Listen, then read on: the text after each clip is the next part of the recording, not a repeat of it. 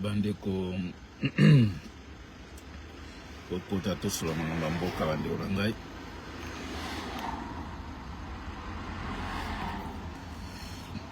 Merci mingi na bandeko tout bozolanda ngai bisika nyonso bozali. Merci mingi na la grande dame Eunice Banzé, la fleur du jour, la femme intelligente, très intelligente dame. Là, nous sommes toujours à Gessenstraat, numéro 90A, numéro 52. Donc, merci mingi na bandeko tout bozwa koya. Merci mingi na bandeko tout oyo bozwa koya kosomba ba billet d'avion.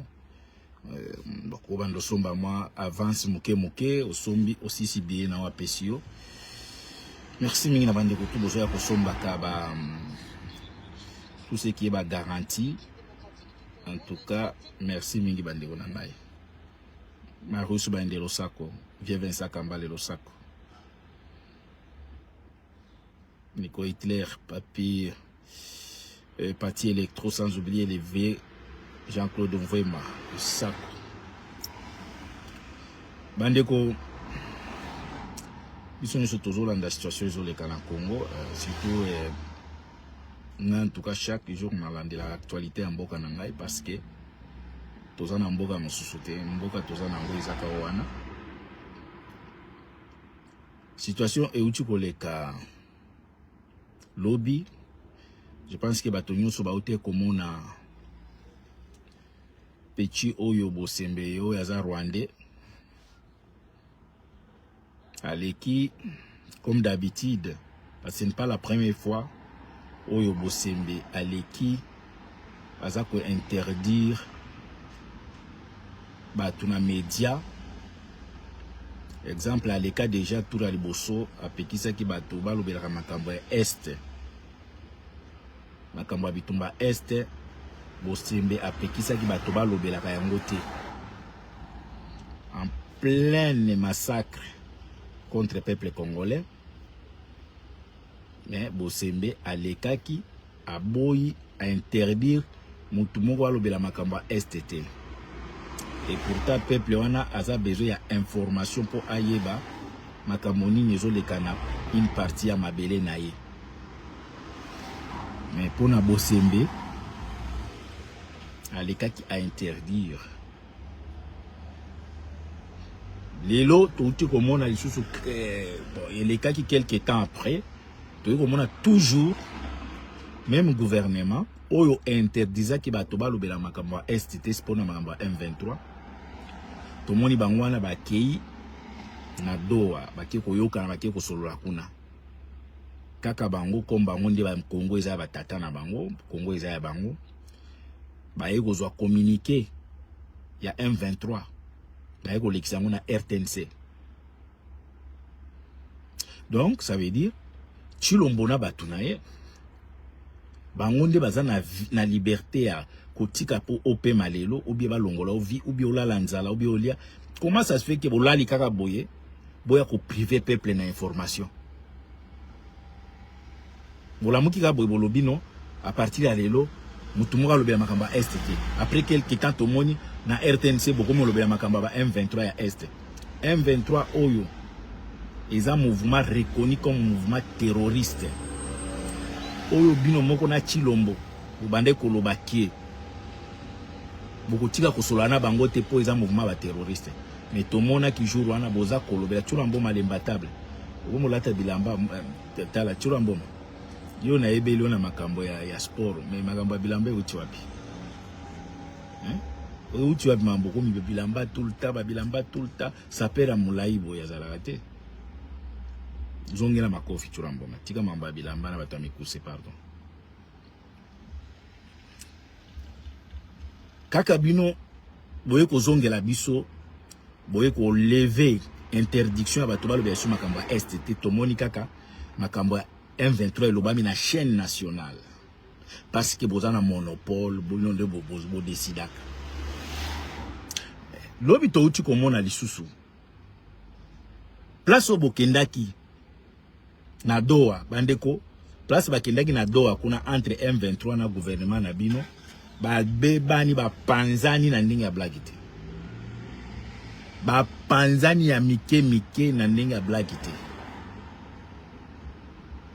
Bino batu boye ko lakisa biso ke bozo solola, bozo yokana, mais talande boya ko informer peuple ke boyokani tete.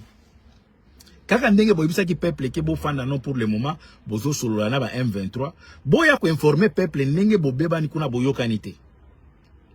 Bozongi na bokutu na calme nyonso bozongi. Boya informer peuple ke na place to kendai kuna na Arabie Saoudite na tsoki nani na Doha esimbi te to bebani. Comment beaucoup kanga peuple en otage bo? Pour na kolia bo bloquer peuple aso kwa ko se retrouver te. Na communication bolingi bo privé peuple.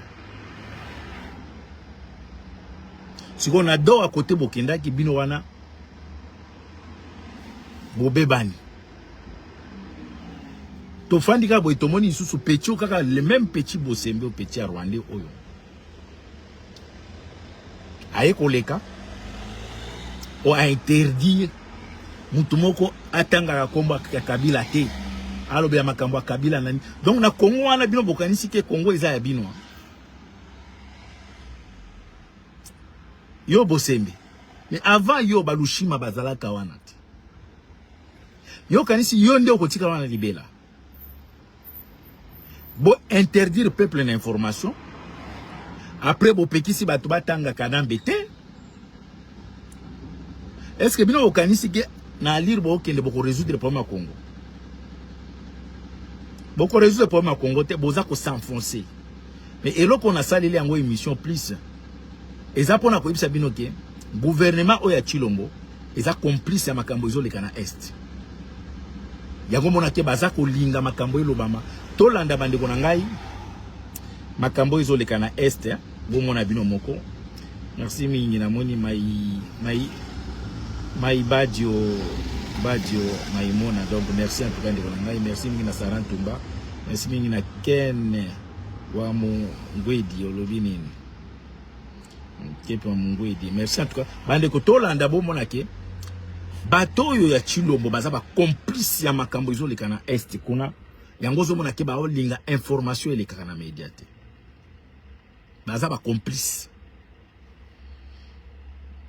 Tous da total na logo ni na lingina la kisabino awa logo ni na preparaki. Na sina lobela ki bino. Bolanda no image ya liboso ya makambo oyo ezoleka na Ozaïr. Tolanda.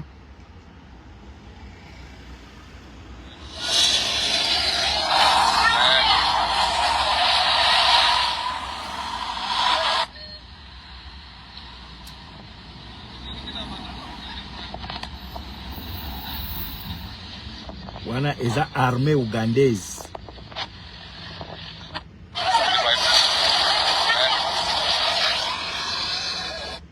Voilà la première image dans la kisibino ya armée ougandaise. Ndenge bazo kota na Congo.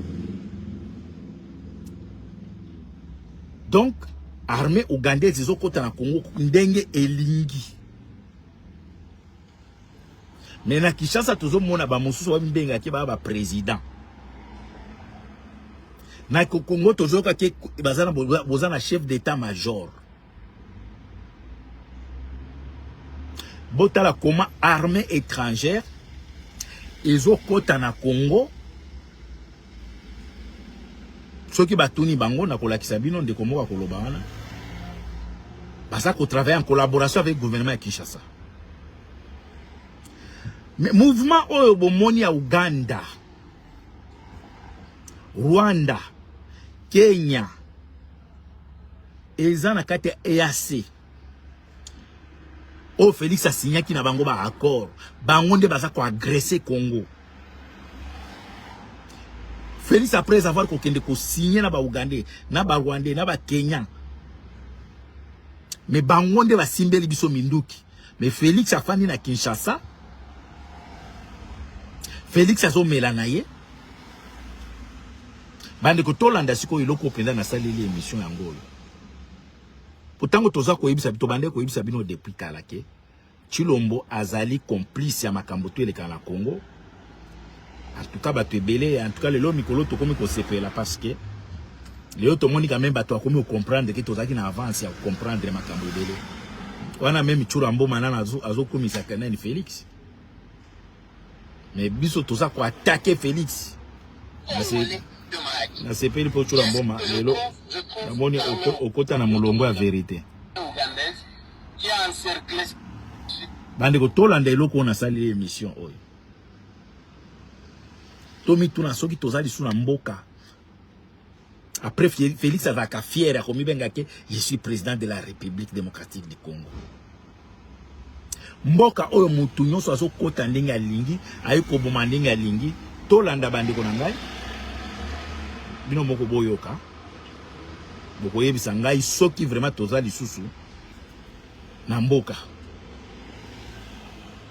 À l'aérodrome de Mahagi. Mahagi, c'est un territoire de la province de l'Ituri qui est situé à la frontière avec l'Ouganda, à plus de 200 km de la ville de Bunia. Alors, je suis venu ici, je voulais visiter l'aéroport, notre aéroport congolais de Mahagi. Qu'est-ce que je trouve? Je trouve l'armée ougandaise qui a encerclé cet aéroport. Et l'armée ougandaise, c'est elle qui contrôle tout mouvement, toute entrée, toute sortie dans l'aéroport.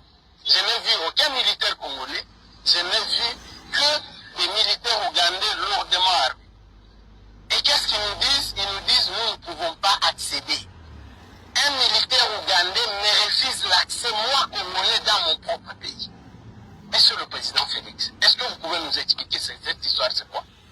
Est-ce que vous avez vendu une partie de notre territoire aux Ougandais ou comment? Comment on peut nous expliquer que des militaires ougandais lourdement armés prennent le contrôle d'un aéroport en fonction? Je rappelle que cet aéroport fonctionne, des avions viennent de Bunia pour ici. Et c'est des Ougandais qui font la loi sur un aéroport congolais où je n'ai vu aucun militaire congolais. J'ai regardé, j'ai cherché, pas de militaires FARDC, c'est des militaires ougandais lourdement armés. Quelqu'un peut nous expliquer ça? Lorsque moi j'ai dit qu'il ne s'agit pas de coopération que nous faisons ici, qu'il s'agit d'une invasion ougandaise malheureusement cautionnée par notre gouvernement, on ne m'écoute pas. Voilà les pauvres, monsieur le président. L'officier ougandais qui sont allés chercher, parce que j'ai dit moi je dois accéder dans ça, je dois entrer, caméra à l'appui, je vais y entrer. Ils ont dit tu peux pas. Ils ont fait venir leur officier, je ne sais même pas il est de quel grade. Il m'a dit ceci, monsieur tu ne peux pas accéder ici. J'ai dit pourquoi? Parce que cet endroit c'est un endroit militaire. Je lui ai dit moi je ne suis pas venu visiter un camp militaire, je suis venu visiter l'aéroport de Mahagi dans mon pays. Il me dit c'est moi qui fais la loi ici. Mais je peux t'arrêter si tu continues à parler. Et même j'ai le pouvoir d'interdire même l'atterrissage d'un avion dans cet aéroport. J'ai dit, hein, vous Ougandais, vous avez le pouvoir d'interdire à un avion congolais d'accéder dans cet aéroport. Mais qui vous a donné ce pouvoir-là? On s'est chamaillé, je suis rentré. Monsieur le Président, c'est terrible, ça fait la honte que dans notre propre pays, nous ne pouvons plus circuler parce qu'il y a des militaires ougandais qui d'ailleurs, il faut les rappeler ici, que font ces Ougandais à Mahagi? À Mahagi, il n'y a pas de milice. Aucune milice à Mahagi. Il n'y a pas d'insécurité ici. Il n'y a rien qui justifie qu'on ait donné un aéroport de notre pays à des militaires ougandais. Il n'y a rien qui le justifie, monsieur le Président. Je suis là. Je suis venu de Kinshasa, je suis ici à Mahagi. Et c'est ce que je vis. C'est que vous avez tout simplement vendu, cédé une partie de notre pays à des Ougandais. Et c'est une invasion qui est voilée sous une forme, on ne sait pas, de coopération. Je n'ai jamais vu une telle coopération, moi, depuis que j'existe. Je vous rappelle qu'au même moment où nous parlons, j'ai fait le territoire de Djokoubou, la milice CRP de Thomas Lubanga. Le Thomas Lubanga qui est hébergé par l'Ouganda, armé par l'Ouganda, nourri, logé par le gouvernement ougandais, est en train d'attaquer nos forces armées à Djougou. Plusieurs déplacés comme il y a plus qu'on en avait déjà à Djougou. C'est ça la coopération que vous nous parlez? C'est quel genre de coopération ça? Où vous laissez les Ougandais venir s'emparer de notre pays et au même moment ils alimentent l'insécurité chez nous et vous nous dites qu'on est dans une coopération. Monsieur le Président, voilà la situation. bandeko boyoki situation n'engezali chaque fois biso tolobaka to bandeko yebisa bino ke Félix aza complice ya makambo to ezoleka na mboka bato bando kufinga biso toza ba ene ba jaloux mais makambo oyo ndeko auti koloba ba image obomoni wana bandeko na ngai est-ce que ça ba image ya montage po ba taliban bazalaka soki ba lakisi boyeboki information na bomimisi yango api est-ce que ça montage te comment ça se fait que Uganda Museveni oyo aza allié à Félix le même Uganda est occupé une partie à Mabele na biso bazako exploiter or na biso ya Kilomoto le même Uganda eza ko ravitailler Thomas Lubanga oyo azali milice oyo eza composé par les EMA eza tous forme lokola batuti. Comment le même Uganda aza na kati ya EAC aza ko accompagner M23 mais boza ko continuer na koya ko kosaka batuke Uganda toza na coopération militaire toza en bon voisinage Uganda aza allié na bino mais bozo kosa nani eza parce que boza oza faible devant Uganda na Rwanda. Félix, pourquoi pas oti que la biso mboka la biso to bunda to eba nento ko sisa na makambo.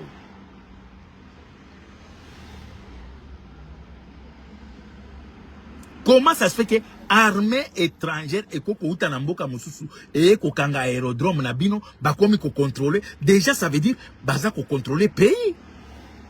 Po ba avion ko kita ba avion ko mata ezo ko bimana nini boyebite ezo kota na nini boyebite. Mais chaque game c'est lo ça qu'on devant ngai. Félix aza plus que même sorcier. Parce que aza okura ayebi makambo nini oyo asinyaki na ba Ugandais. Pour armée ougandaise eza na ba front tout ya déstabilisation ya Congo. Eza na M23, eza na kadi ya ba ADF Nalu, eza na bango moko bakota ki officiellement soit disant que baza na coopération militaire avec Congo, bango moko pe bakoti na bango bakangi ba territoire et des secteurs oyo Congo eza ko contrôler en côté ba secteur minière eza na maboka Uganda. Donc après Félix akendeke na Uganda baza ko salir ba fête ya ba anniversaire. Bon la déclaration tu ya Félix. Bokomona ke Félix atangaka Museveni te. Félix atangaka Museveni te. Donc ba agression tout eux les kaka Kagame oui to yebi Kagame ke Kagame azo boma bato. Kagame azo piller richesse na biso. Kagame azo déstabiliser mabele na biso. Mais Kagame aza ye mon côté. Pourquoi gouvernement ya Kinshasa etangaka Museveni te? Et pourtant armée oyo bazo lakisa pour le moment oyo tomonya na ba image eza armée ougandaise oyo est occupé une partie à mabele na biso eza ko exploiter ba minerais na biso illégalement. Félix il faut yebisa bino vérité oyo biso to yebisa bino depuis kala ke Félix a tekaka mabele depuis kala a teka mabele kala.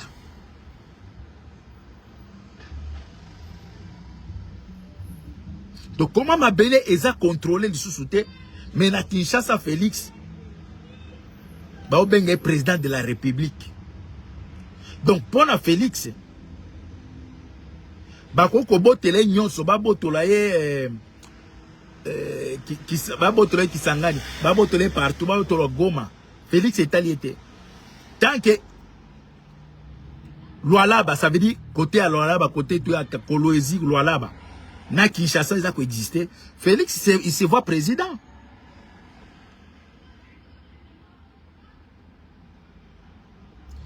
Félix tant que babotole Luala bate Félix a commandomi monaka président. Luala ba eza pona mbongo, Kinshasa eza pona ambiance.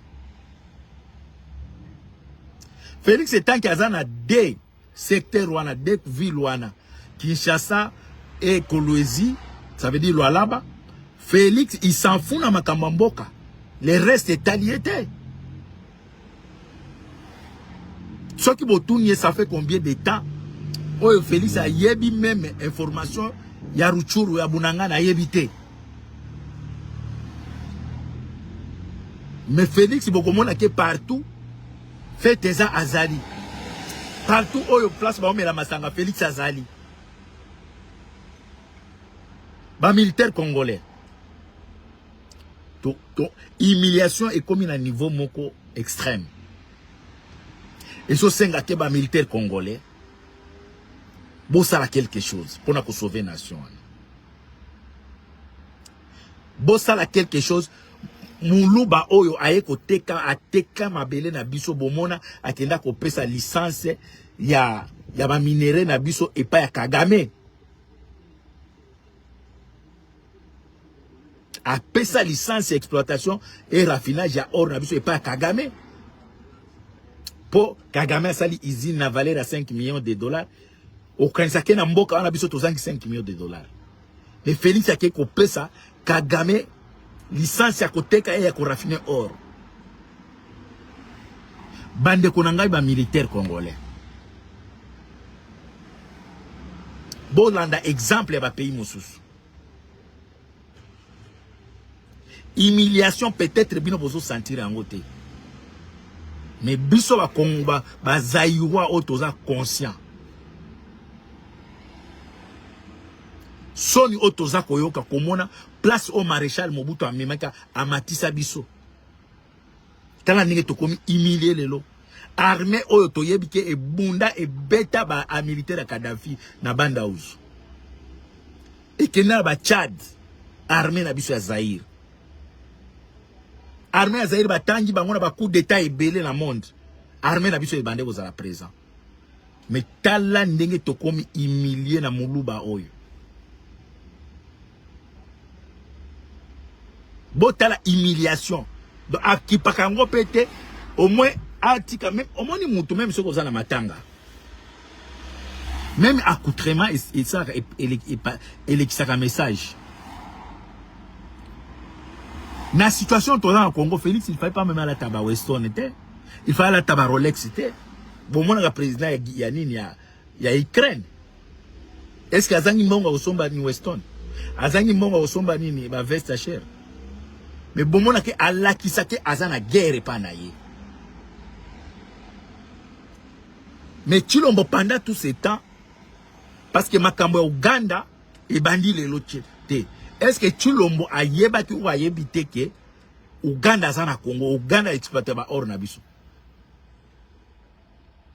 Mais kaka le même Uganda muta organiser ka pona Chilombo ba anniversaire.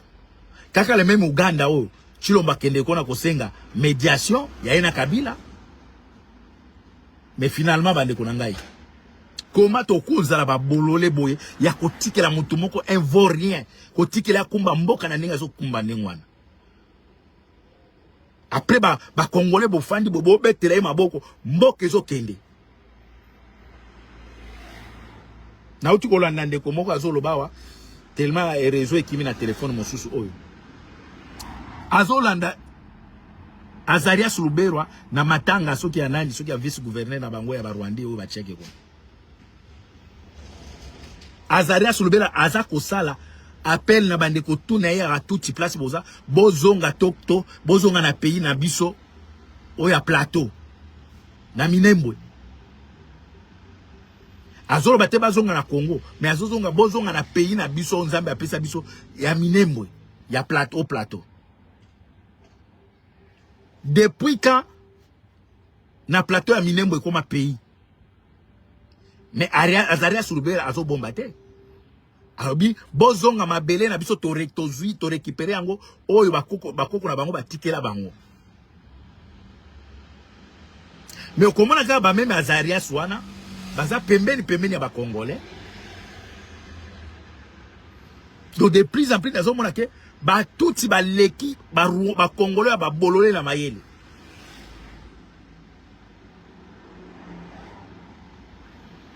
Sultani Makenga asala ki déclaration. Alors bango baza na projet qui est de Kinshasa te. Bango azuki na est. Naza na leki na ngaza na Goma. auti ko azo ayebisi nga lobi awa bato ba olobake ba récupérer mboka na bango. Donc pona ba tuti bango va récupérer une partie à mabele na bango. Mais au comment na Tshilombo afandi na effet bananga baza ko accompagner bato wana bazo boma ba congolais. Est-ce que na Congo toza na ba militaire ou ta ba militaire te? Toyebi ke boza ibele boza ba formation à solo. Beaucoup se concerté. Bon sauver nation, Sony eleki à Congo eleki. Pour na biso bato to conscient. Tozo ka Sony. Un petit Rwanda pour biso to zoapé, il faut qu'on négocier na Rwanda.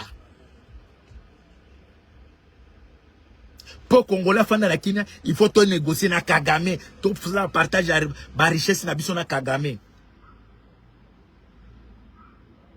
Quelle humiliation, Félix. Tout le monde a François Hollande. A Monique et Koki et Simbite à Tiki. Abino se représenté. Au Congo, il y a un lobby tete na Tiki na Makamba Congo parce que na kokate. Na Congo, c'est pas dire que toza ko zanga, toza ko manquer batoyo, bako diriger mboka na bien. Bazali.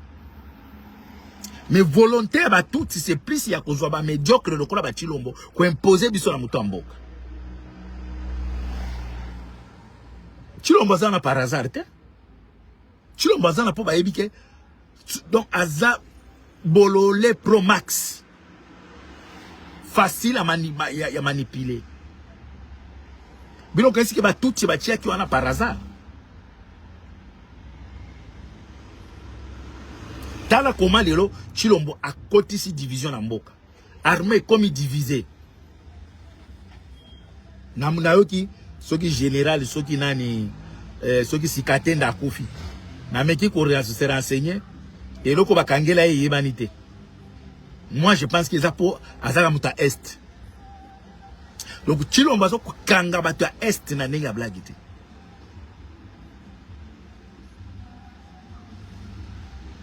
Tshilombo politique oza ko mener yebake eza na fin nango. Mais fin nango ekoza la grave. Toza ba prophète. Fin ya Tshilombo. Bandeko nanga ba kasaye. Soki bozo mona danger te bolo bateke et so muta bandeko sala po ba attaquer ba kasaye te. Tellement naza visionnaire, je comprends un peu des choses d'avance par rapport à mes frères. Na ebisi bien à l'avance, pardon, par rapport à mes frères. Boye bake, danger eza koya pour na bino bande kona biso ya Kasai. Par rapport à politique à Tshilombo. Parce que façon au Tshilombo aza ko malmener, aza ko faire vivre ba généraux, ba militaires katangé l'enfer. Boye bake lobi soki pouvoir koyi bande kona ngai ya Kasai. Boza ba victime te. Boza bino moko il faut boza bake boza ba responsable ya oye koyi la bino lobby.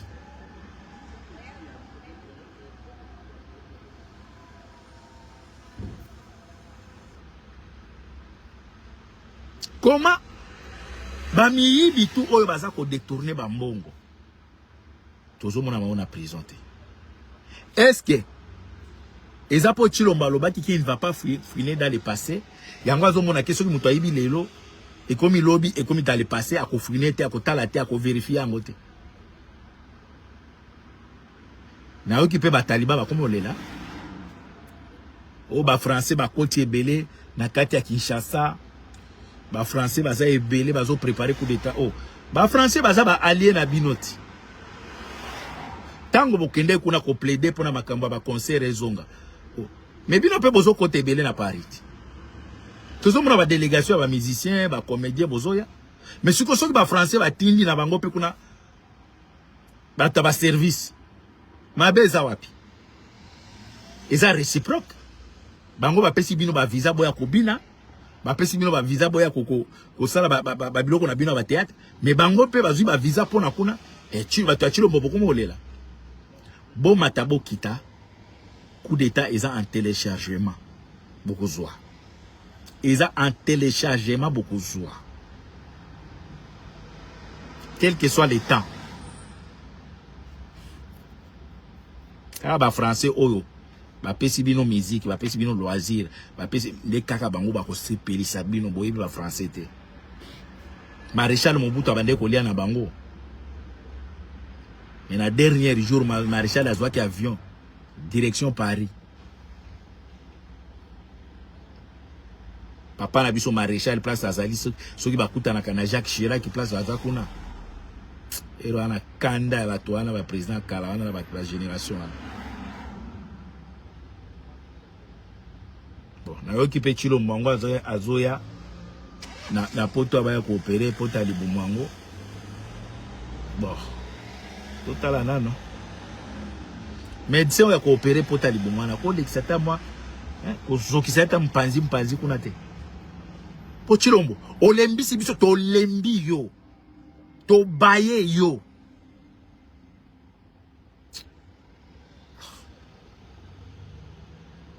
Peuple boy alembi.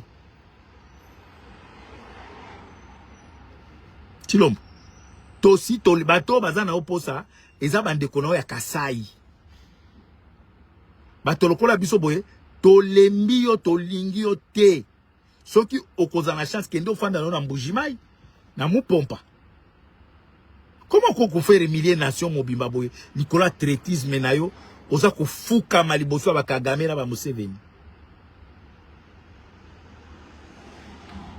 Donc pour Congo na kimia, il faut biso to kende ko fuka mela Rwanda zoa une partie à richesse na biso. C'est quoi ça?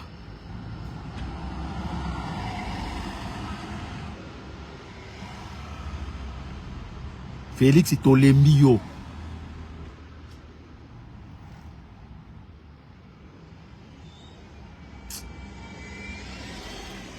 Bande kunana tu bomoni calme on a fait des akanda pour naza usala tuna se contrôler pour na ko ba bêtise te pour omoni bato musuba okanisa ke ba congolais ba zoba ozika mboka boye okomi kosala nyoso lingi okomi milliardaire oteki mabele na biso.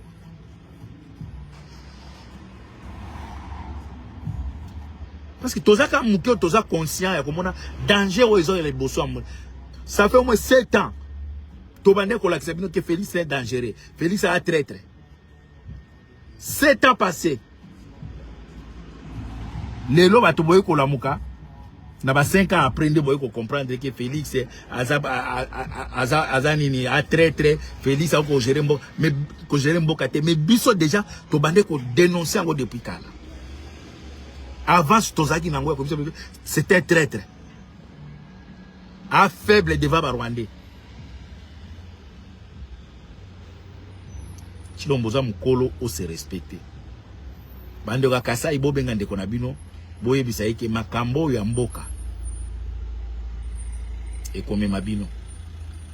Makambo ya Congo ekome mabino.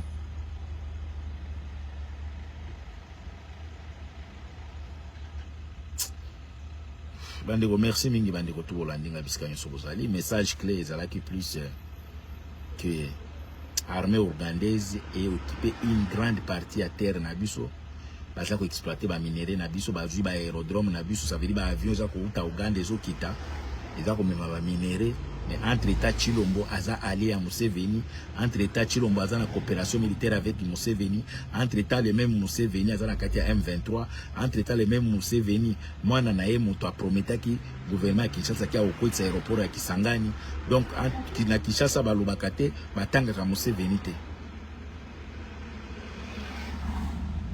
botala ba interview na bango bokomona nulle part batanga Museveni comme agresseur.